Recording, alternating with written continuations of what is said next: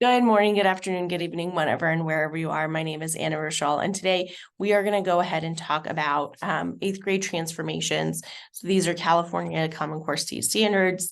We're going to talk about just transformations in general. So this could apply definitely as like a refresher for geometry transformations on the high school level, but the bulk of it is a little bit too basic for the geometry high school level. So it's just a little bit of a review. Okay, so let's go ahead and let's get to it. The first thing that they tell us is they give us the vertices of F, R, and K, which I think is interesting because it should be F, R, K, N, but who am I to judge?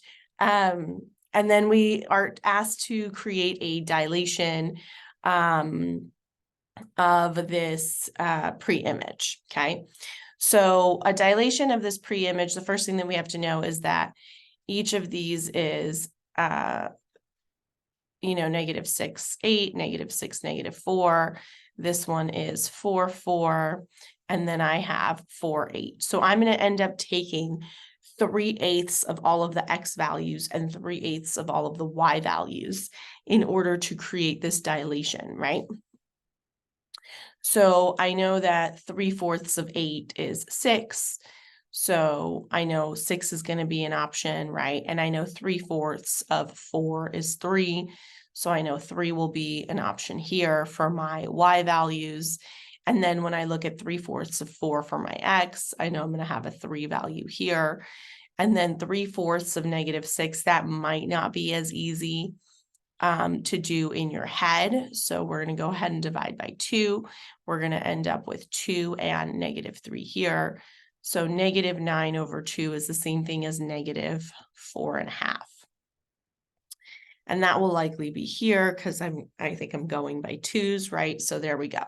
So here's my -4.5. Now my job is going to be to create this new rectangle. And so we're going to create that by drawing this rectangle that is right over here with these new points that we have. So my F prime is going to be -4.5, 6.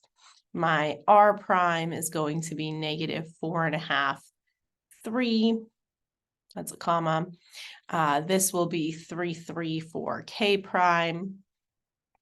And this will be 3, 6 for N prime. Okay. So we've done the dilation, correct? Like it's in the graph. We're done. Okay. The next thing that they ask us to do is talk about the ratio of the perimeters. Now I want to add in a D in here. It's not a three-dimensional figure, but I want to talk about what would happen if it were a three-dimensional figure, because normally eighth grade math, eighth grade transformations include volume as well. There's a lot more volume in eighth grade geometry than there is in sixth and seventh grade math. So we're just going to talk about the ratio of the volumes. I don't know if I've spelled that correctly. Let's actually take a look. Volumes. Seems like I did. Okay. So basically, we're going to talk about the ratio of volumes, but it's not necessarily for this two-dimensional shape. We're going to pretend like it's a three-dimensional shape for a little bit, and then we'll talk about that. Okay. So ratio of volumes are always going to be, ratio of perimeters is always going to be the same thing as your dilation, right? Same thing as your scale factor. So ratio of perimeters always equals scale factor. Every single time. My scale factor is 3/4, so my ratio of perimeters is 3/4. Now, the area, whenever we write area, what happens is we are creating this like multi-dimensional shape, right? So for example, my multi-dimensional shape is actually two-dimensional now, right? That's why most times when we don't forget to write our units, we go in and we say things like, you know, units squared or square units or square inches or square feet or square whatever, right? So in this particular case, we're going to take 3/4 and we're going to square that because my area is two-dimensional and I am going to square the units.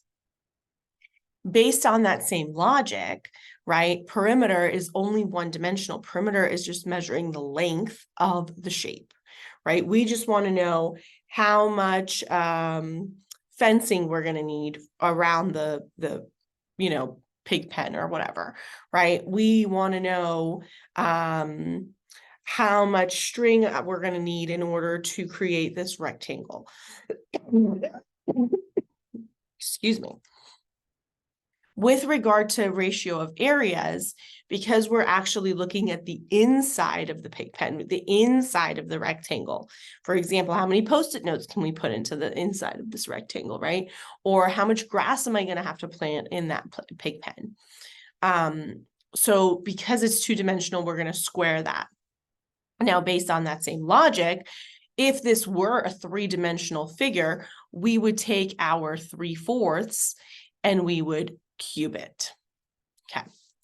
So the reason why the ratio of the perimeters is the same thing as a scale factor is because my scale factor just includes one dimension. And that's where the 3/4 comes in for the ratio of the perimeters. Okay.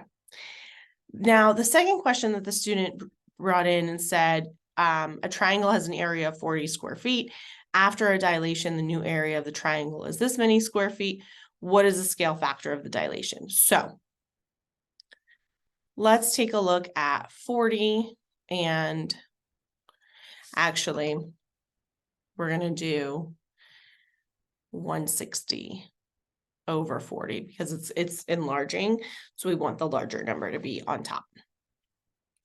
So the first thing that we know is our two numbers, right? The new and the old are actually squared. So it's something squared. So in order for us to remove this square, what we're going to do is we're going to square root both sides, right? So I'm going to square root this 160 and 40 and then this. Now, when I square root something that's a perfect square, I just end up removing that and make it xy, right? Now, when I square root this stuff is going to be a little bit different. First, what I'm going to do is I'm going to take this and simplify. I'm going to simplify 160 over 40. And we know that that can simplify to 16 over 4, which can also simplify to 4 and 1. So realistically, I am taking the square root of 4 over 1. Well, the square root of 4 is 2. And the square root of 1 is 1. So my original image has a scale factor when I dilate it up of 2. So I'm taking my original image, multiplying everything by 2 to create this new image, right? So my final answer should be scale factor. Whoops, that's a weird looking F, and I'm kind of is 2. That's all. So we want to simplify as much as possible, then we want to square root, and then that becomes our scale factor. Okay, I hope this was helpful, and I will see you in another video. Bye.